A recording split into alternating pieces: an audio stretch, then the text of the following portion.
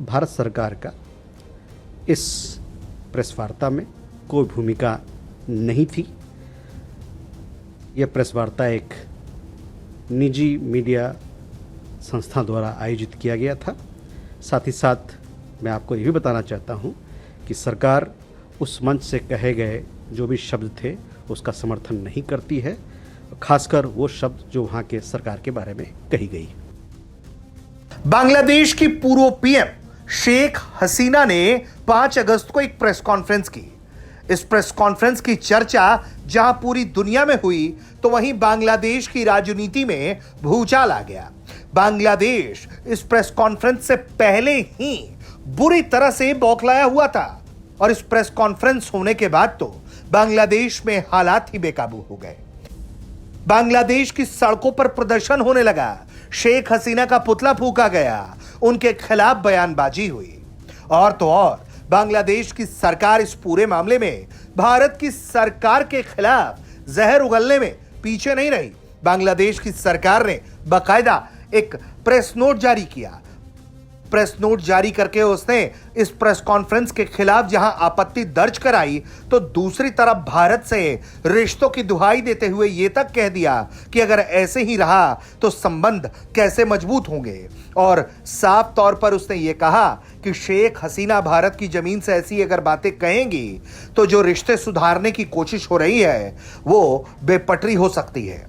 और बांग्लादेश ने यह मांग की कि रिश्ता दोनों देशों के बीच समान अधिकार और एक दूसरे के सम्मान के साथ होना चाहिए। वहीं इस पूरे मामले पर भारत पहले दिन से ही कह रहा है कि इस प्रेस कॉन्फ्रेंस से हमारा कोई लेना ही देना नहीं है, यह तो एक प्राइवेट कार्यक्रम है। अब इसमें भला वो क्या बोलती हैं, इसमें क्या हमारा लेना देना।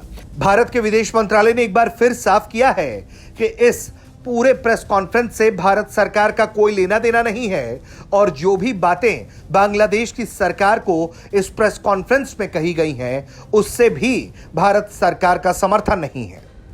जैसा कि मैंने आपको बताया कि जो हमारा पक्ष है, सरकार का पक्ष है, इस प्रेस वार्ता से पहले भी हम लोगों ने आपको अवगत कराया था।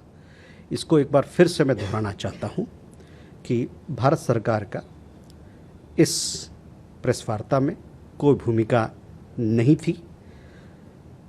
यह प्रेस वार्ता एक निजी मीडिया संस्था द्वारा आयोजित किया गया था। साथ ही साथ मैं आपको ये भी बताना चाहता हूँ कि सरकार उस मंच से कहे गए जो भी शब्द थे उसका समर्थन नहीं करती है, खासकर वो शब्द जो वहाँ के सरकार के बारे में कही गई। इस प्रेस कॉन्फ्रेंस में शेख हसीना और उनके सहयोगियों ने बांग्लादेश के मौजूदा हालात पर बात किया।